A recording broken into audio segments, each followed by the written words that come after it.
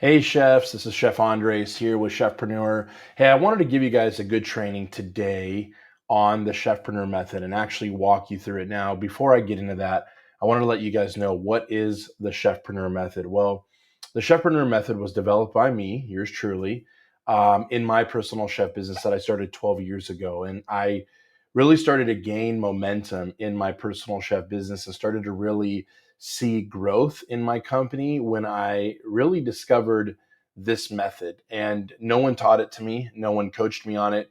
This was something that I looked at my own success in my personal chef business and really honestly started to translate that into helping other chefs, such as yourself.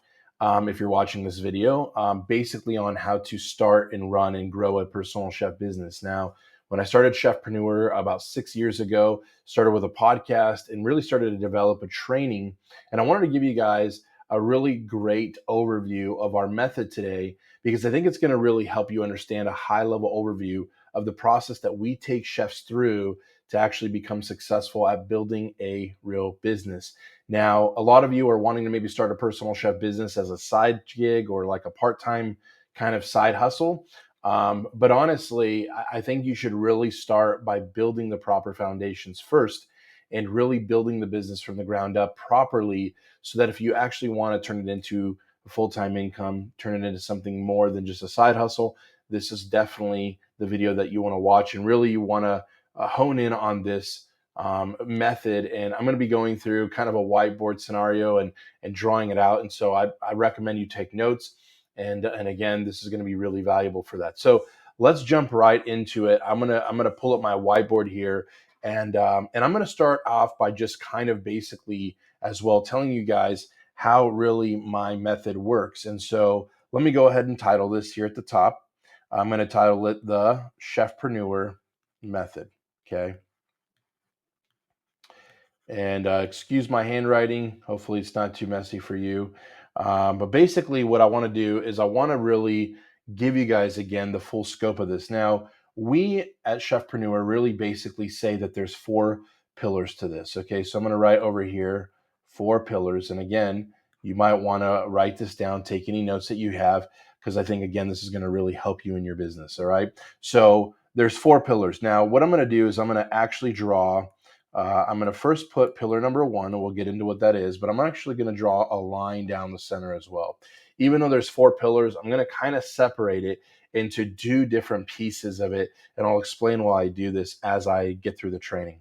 Okay, so what is pillar number one? Pillar number one simply is the foundation. Okay, it's the foundation. We also sometimes call it the launch pad. Okay, so I'm going to write that here, the launch pad. Okay, now this realistically is the foundation of the business. It's like building a home. Okay, you really can't have a good, solid business that's running without building a solid foundation. And one of the things that I've seen many times with chefs is they start to build their business. They want to find clients, and we're going to get to that. They want to find clients. They want to have success in that and get leads and so forth and so on. But really, there's no foundation in their business. And so it can all fall apart. And so there's two different sides of basically the foundations or two different pieces of it.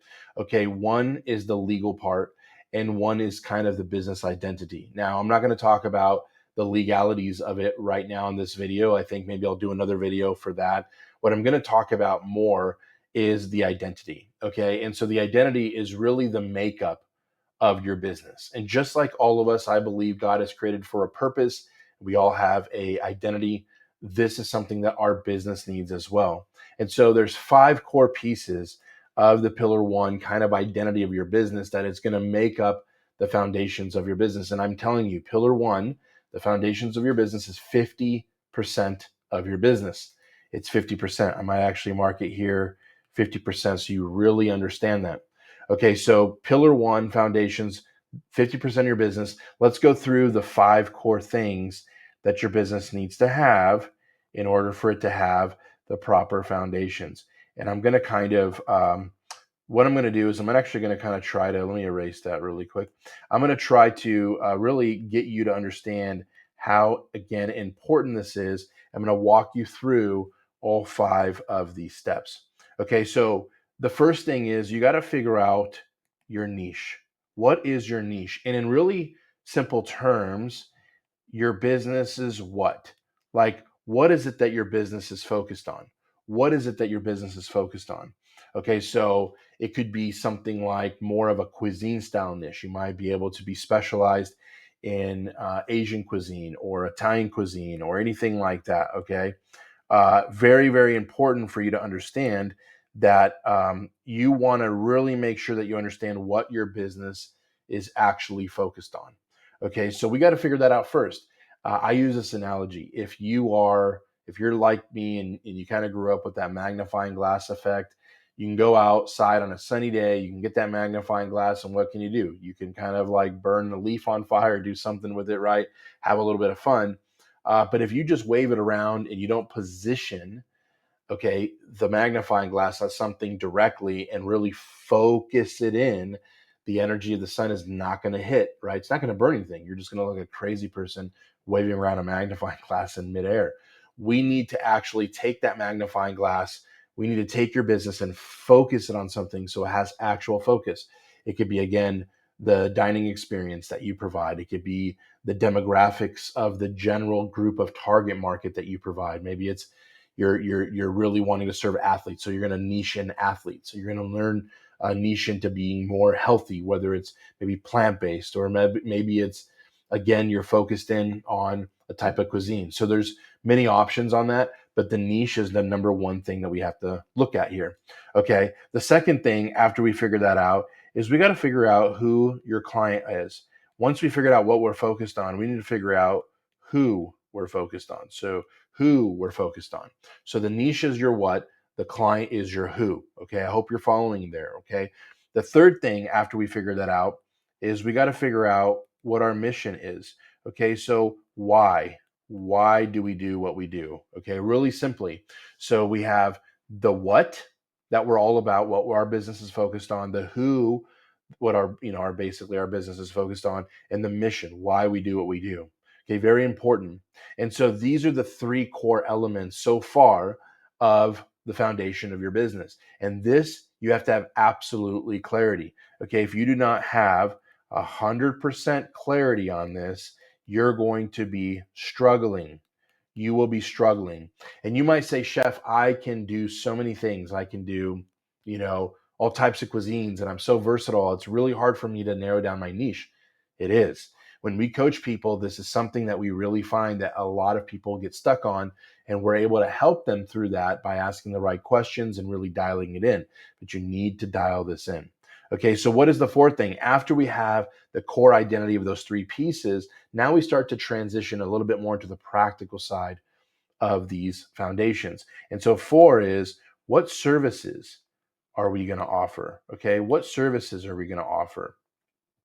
Okay, I'm actually not writing very good. I apologize. Let me rewrite that for you so you can actually read it. Services. All right, what services are we going to offer? And so a lot of times, again, we start to look at our services first, or even get further down. Again, a lot of people talking about leads and marketing, but we don't even have the structure. We don't even know what we're selling yet. But now that we have identified our what, identified our who, and really we understand why we do it, which is our mission, we now can start to say what services we're going to provide to start to translate what we do to the people we serve and why we do it. Okay, so we need to figure out our services. And the last thing is we need to figure out pricing. Now, this is something that you guys always struggle with, is pricing. In fact, a lot of times that's still the number one question. In fact, one of my team members was telling me, Chef, we need to do more YouTube content on pricing. We do have some videos that we could probably put in the links below to really show you guys how to price your services, because it really is really sometimes something that holds you back, and it goes into confidence and all types of stuff. Okay, but those are the five core elements. Now listen, when you get clarity on these five core elements in your foundation, you're off to the races. You're off to a proper start. Okay, now we've gone through pillar one. Let's go through pillar two. Now, what is pillar two? Okay, pillar number two, okay, is all about branding. Okay, branding. Now, branding, very simply, a lot of people think that is just my website. That's the colors on my website. That's my logo. That's the way I look. Branding is a very big deal about your actual brand and what you're doing, but there's more to it than branding of just colors and logos. Okay, it really has to have as well the right messaging. I want you to write this formula down. I'm going to show you this really quick, and I'm actually going to create this as a pretty big formula. Okay, so when you develop the right message plus the right visuals, you're going to equal the right emotions. And I will tell you why the right emotions, again, let me rewrite that. The right emotions, I will tell you why emotions are so important in developing your brand. Now, I will say, okay, out of your entire brand, yes, again, logo, colors, the design, the visual appeal, and again, I'll get into this little a formula here. But this formula here is to get to the right emotions. Now, the biggest part of a personal chef business as a brand is definitely your website. Your number one asset that you're going to have is your website in order to deliver your brand to people. Okay. Because again, we're not a restaurant, we're not a food truck, we don't have a physical location. So, your actual, I guess you would say, storefront of your personal chef business is your website. Your website is key for developing and really putting your brand out to the world. Again, social media, all those types of things, those are more conduits of marketing to get people to your website, to your storefront to take action with you. But your website is definitely the number one most important piece of brand that you have, or your brand asset. Now, why am I saying though the right message plus the right visuals equal the right emotion? Because if you have one or the other, but you don't have them, but you don't have them both, you're not going to get the right emotion from your client. We'll talk about why the emotions are very particular in marketing and psychology with your clientele. But what do I mean by the right message? It's the words you're using on your website to not only describe your services, but what it is that you help people do. What is it that you make their life better with, right? It's really communicating with words the right message. But then when you pair that with the right visuals, when you have pictures that not only, make it relevant of what it is that you offer, people's life, people, pictures of people life enjoying your services, people enjoying the services that you offer, and tying that in with the right colors and the right words, it becomes very powerful. And the right emotions are grasped. People start to become attracted. Remember, we discussed a little bit here in pillar one and number two, your client of who you're serving. Well, we now have to put the right message to attract them, but mixed with the right visual appeal, it brings them to an emotional state. It brings them to saying, wow, they seem to know what they're doing. Wow, they're speaking to me. Wow, their service is actually going to help me accomplish what I want to accomplish with my family, with my health, with whatever services and whatever niche you provide. It's going to help them take them over the top. So that's two. Now, the reason I drew this middle line here in the middle, as you see here, why I kind of split it down the middle, is because when we dial in pillar one and pillar two, guess what? We have a business built. The first two pillars are like building the house. It's like building the business first. And then now we're going to talk about marketing it, selling your service, and growing your business in pillar three and four. Okay, so again, when you have pillar one really, really secure, really dialed in, and you've built your brand properly in the actual perceived value of your clientele with the right emotions, invoking the right emotions with the right messaging and visuals, we're now going to move on to pillar three. And what is pillar three? Now we get into sales and marketing. Okay. Sales and marketing. Okay. And why am I putting sales before marketing? Because many of you that are watching this video, maybe you've listened to my podcast, maybe you've watched our YouTube channel, maybe you're brand new to us. One of the biggest things that I always hear chefs is, I need more leads, I need more leads, I need more clients, I need more leads. That's very true. We need leads. We need leads. We need inquiries. The problem is, do you have a system to turn them in from a lead to a paying client? And that is a sales process. Okay, so the number one thing that we have to do is we have to put a sales process in place. And what is simply the definition of a sales process? It's really quite simple. It's a series of steps to take your potential client, so I'll just put your customer, from being a lead into a paying client. Okay? That's simply what a sales process is. A series of steps, okay, to take your customer from being a lead into a paying client. Now, in Chefpreneur, we do a 12-step process that we teach, and I believe we even have a video on that. If you look here on our YouTube channel, but it really will allow you to start to see the process that you're taking them. I call it kind of going down the yellow brick road. You have to guide them with appropriate steps and appropriate communication to actually get them from being a leader in inquiry into a paying customer. Very, very important. Okay. And then once we have our sales process down, because again, I use this analogy, what good is going to get water in a bucket if the bucket has a bunch of holes underneath? You don't want more inquiries, you don't want more leads unless you know how to convert them. Otherwise, it's just coming in and going out. Okay. If you have a store that's identical to your neighbor's store, let's say you're selling whatever shovels, it doesn't matter. You both sell shovels, you're across the street from each other, and one of you has 1,000 people coming in a day to the store, but nobody's buying anything, and your neighbor has 50 people coming in, but out of 50 people, 25 people bought a shovel, who's doing better? The one that even had less people coming into a store. So again, it doesn't matter how much traffic you have to your social media, to your website. It doesn't matter how much you market if you don't have a sales process. And this is probably the most important thing. Then all of a sudden it is marketing. And all marketing is, after that, is the right message in front of the right audience. Okay. What do I mean by that? I'm going to actually tie it into pillar 1 and 2. Remember, we talked about the right emotions, right? Here, that the right message plus the right visuals. Well, we already have the right message. We know what words to say on our website. Why? Because we know who our client is from pillar 1. And now we're combining something we discovered in pillar 1 with something we're discovering in pillar 2. And we're doing that. And that's simply marketing. So, for instance, if you had a flooded basement, just to give you guys a perspective on what this means, the right message in front of the right audience.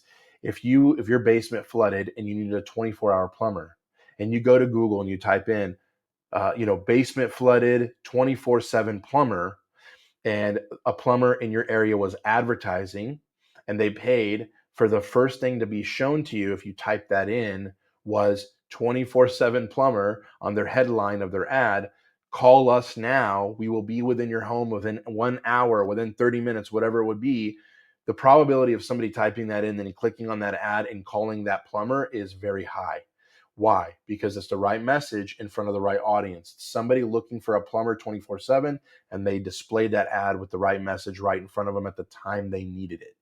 Right? So if somebody's typing in personal chef in San Antonio or healthy meal prep chef San Antonio, and you're running ads, or your website is optimized to get it ranked on Google in SEO, that might be another video, to rank you higher when someone searches and your website pops up, then they click on your website and it says, we deliver healthy meal prep and meal preparation for you in your home so that you can get healthier by eating one meal at a time, fully prepared for you, whatever it is. That's the right message in front of the right audience. Now, I always ask this question: if we do pillar 1 and pillar 2 and we have absolute clarity on that, do we think marketing is going to be easier or harder? We're obviously, the self-evident answer is easier, right? I answered for you, but it's going to be easier because you have everything in place. You're building your business appropriately. Okay, so that's pillar 3. Now, pillar 4, the last pillar, pillar number 4, is fulfillment and growing, or scaling. You can even say scaling. Okay. Pillar 4, fulfilling and growing. Now that we have identified our customer, who we do, what we do, who we're doing it for, pillar 1, we've talked about our branding. We've looked at that. We've built out an amazing brand. We now know we have a good sales process in place, and we know how to market. We start marketing. Now it's time to go and actually cook for them. Okay. And we give you when we coach people, we give them a great blueprint on what to do to give them a great experience. But most of you know how to cook great, you know how to give a good experience from the heart. But I think you still want to make sure and put a process in place that every single time you go cook for a client of yours, it's going to be the same consistent type of service. Okay, so it's really important. And at this point, you're fulfilling the services that you sold and marketed to somebody. And once you fulfill that, again, you want to make sure that that process is 100% dialed in. That again, you're delivering the same experience over and over. That John Doe and Jane Doe, they book 3 months apart. They're not getting a different experience from your company. They're getting the same exact experience. And eventually, to grow, where you start to have to turn down clients, you have to start to turn down people because you're only one person and you're probably starting this business as a solopreneur and then working up, you're going to need to have a team in place. And your team eventually, right, you have to have them deliver that same experience. Okay. Let me go ahead and rewrite some of this sloppy handwriting. I apologize. You're going to have a team in place. You're going to have to do that. You're going to have to grow your team, and so that you can scale, so that now they're delivering that same experience that you are, even though they're a different chef, they might have different talents, but it's all under the same brand. Your business can scale. Your business can continue to scale. And basically, which is what I've done in my business, we have over 20 contracted chefs we use. We've done over $5 million in sales in our business. And really, we've been able to scale. I have not cooked personally for a client as I'm recording this video for about 3.5 years. I do clients here and there, but we have a great team. We have great chefs that are managing our clients and managing these amazing events that we do in our business. And so this is the Chefpreneur Method. Again, this is something that you really, I think, hopefully you saw that was valuable. So again, we have pillar 1, we have pillar 2, pillar 3, pillar 4. This is the very easy recipe for your business. And honestly, I think if you really follow our method that we just shared to you, I know it's a very high level, but this is a good structure of a recipe for you to follow to get results in your business. And again, if you wanted help implementing any of things that we talked about, if you wanted help implementing this, starting a business, following our method, we'd love to give you a free complimentary mentorship session, which you can click on in the description below. You can get on with one of our certified coaches and they can walk you through this and see how we can help you implement this. But if you want as well, make sure that you're subscribing. Make sure that you're subscribing to this podcast, liking, sharing, commenting. Hit that bell for notifications for our YouTube channel for more trainings just like this. I want to make sure that you guys are well taken care of. And again, follow this channel if you want to see more of that. God bless you. Can't wait to see you on the next video. Take care.